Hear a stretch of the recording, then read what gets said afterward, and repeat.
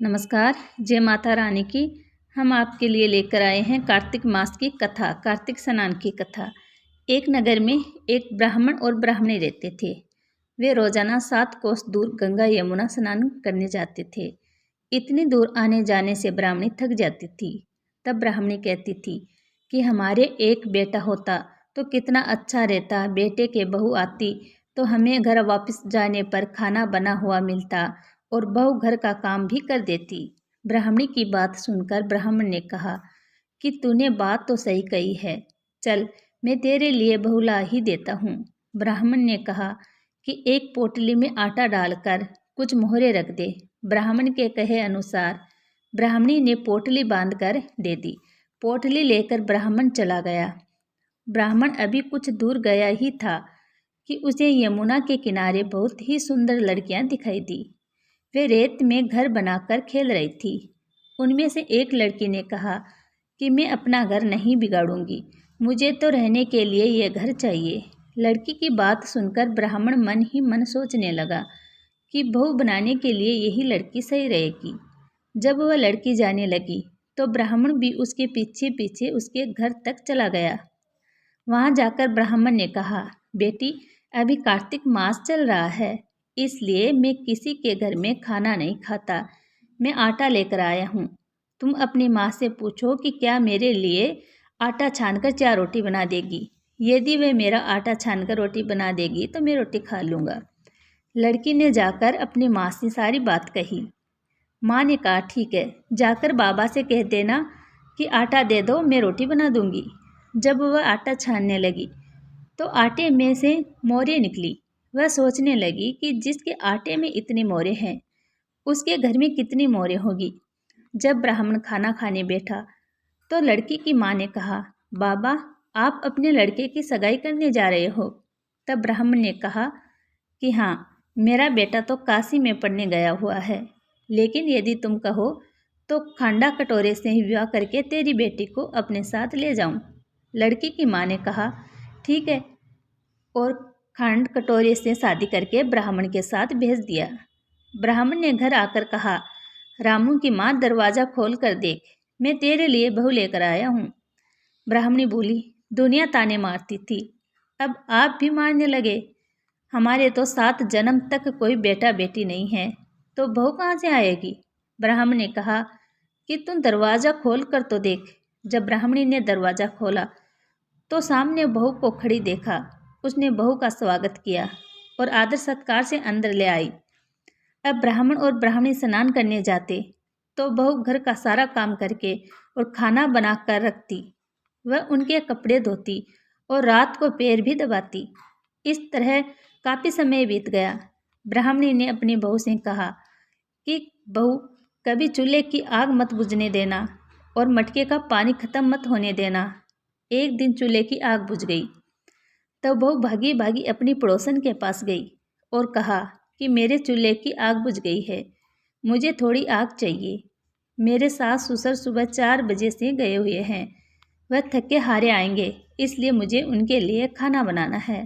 तब पड़ोसन ने कहा कि तू तो बावली है, तुझे ये दोनों मिलकर पागल बना रहे हैं, इनके कोई बेटा नहीं है।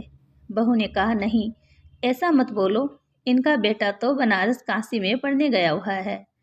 तब पड़ोसन ने कहा कि ये तो तुझे झूठ बोलकर लाए हैं, उनके कोई बेटा नहीं है। अब बहू पड़ोसन की बातों में आ गई और कहने लगी कि अब आप ही बताओ मैं क्या करूं। पड़ोसन ने कहा कि करना क्या है, जब तुम्हारे सास ससुर आए तो जली पुसी रोटियां बनाकर देना और बिना नमक की दाल बनाकर देना। खीर की कड़छी दाल में और दाल की कड़छी खीर में डाल देना। वह पड़ोसन की सारी सीख लेकर घर आ गई। जब उसके सास ससुर घर आए तो उसने ना तो उनका आदर सत्कार किया, ना ही उनके कपड़े धोए। जब उसने सास ससुर को खाना दिया तो सास बोली, बहू आज ये रोटियां जली पुसी क्यों है और दाल भी अलूनी है।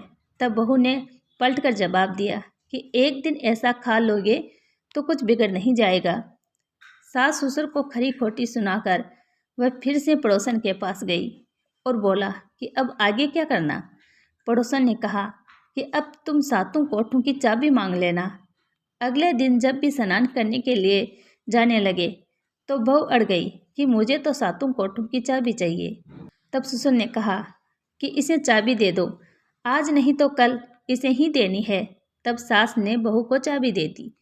सास ससुर के जाने के बाद जब बहू ने दरवाजे खोले तो देखा कि किसी में अन्न भरा है, किसी में धन भरा है और किसी कोठे में बर्तन पड़े हैं।